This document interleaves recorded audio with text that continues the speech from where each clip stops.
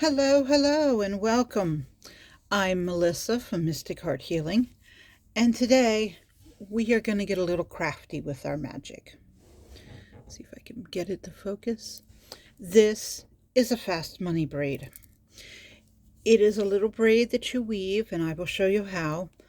And it's designed to be worn as a bracelet, an anklet. You can use it as a bookmark. You can use it as a charm on your phone or your keychain. The idea is you keep it near you, and every time you touch it, it releases some energy. It's used to attract money quickly because holidays are coming up. It is very simple. If you've been to Girl Scouts or summer camp, you've probably made one. And all it takes is an old baseball card. This one's not worth anything. I've looked it up. A little bit of embroidery floss or whatever type of yarn you want to use. I use embroidery floss on these because it's very affordable and comes in a wide variety of colors. So just because I picked a certain green doesn't mean that you need to pick that shade of green. It works with color magic. And it's simple. For this one, you need 3 strings, and I usually measure them from the tip of my nose to the tip of my middle finger, which is roughly a yard. It doesn't need to be exact. You need 3 green, which represent prosperity and fast money. 2 goldish colored ones. They don't need to be sparkly gold, just goldish hint. They are for prosperity. And 2 brown, which keep you grounded in your spending and represent material growth or material wealth. So I'm working on this one, and I need 1 more green thread. So, right, there's not 3 here. No, there is 3. Okay, I have them all. First thing you do is I usually say about a hand width or a little more, is you're going to make a knot. You wrap it around your finger, you cross underneath, and then tuck your strings into the hole. And then gently pull it down, and it forms a little knot. The next thing you're going to do is make your loom. You can do this with baseball cards, playing cards, any type of card. If you've gotten a Happy Meal or for your kids or for yourself, and there's like little playing cards or something in it, collector cards, and they don't want them, this is a perfect thing to do with them. You're going to make about a 1/4 inch snip in all the corners, right at the corner.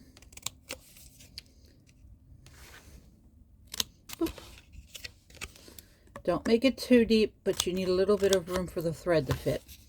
Then on each side in the center, you're going to make a similar slit. So far, easy peasy. You can use the round looms that they have out. I just find it easier and cheaper to use an index card. And these are really good because you can carry them with you. Now here's the dangerous part. In the center, you're going to make a hole. And I just very gently take my scissors until I have a little opening. It's not going to be fancy. You can trim a little bit of that excess off because you don't want your threads to catch. Then you're going to take your thread and take your loop, and from the top of the card to the bottom, push that loop through the hole and move that tail down. Now, the slit at the top of the card, you can arrange these in any order you want. I just have a certain order I like to put them in, but it is up to you. I do a green one in the top. A gold one in the first space, then a brown one at 3 o'clock. If you think of this as a as a clock face.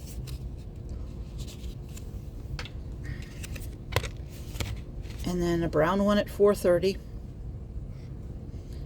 Another one right in there. A green one at 6 o'clock.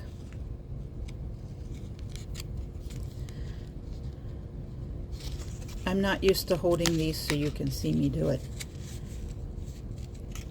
Another one at about 7:30. And the final one at 9. There's going to be one slit that doesn't have a string. You're going to take that and move it so it is at your bottom right. Why I didn't start that way, I don't know. My brain just doesn't make it that way. But you are going to count up from that slit 3 strings. Count them counterclockwise. 1, 2, 3. The one at the noon position.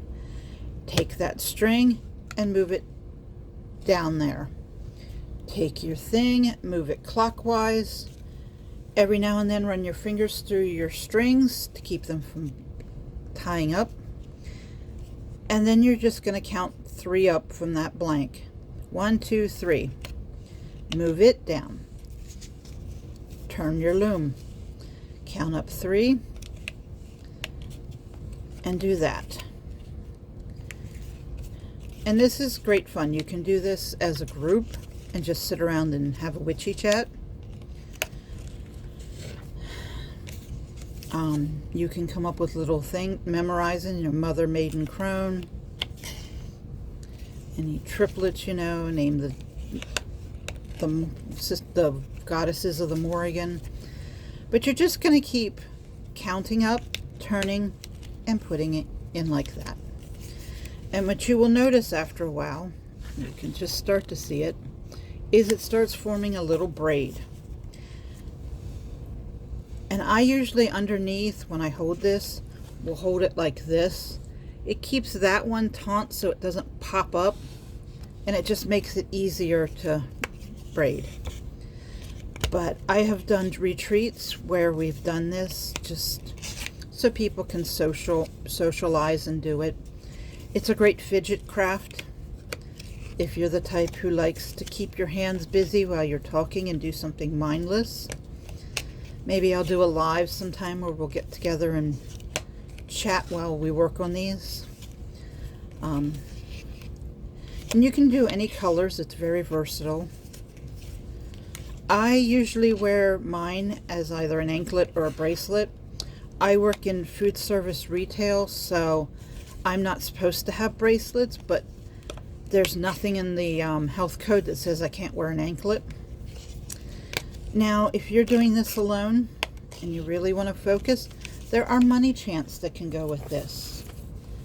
And let me do one for you here. Fast money, come to me. Dollar bills, fill my needs. Money flow,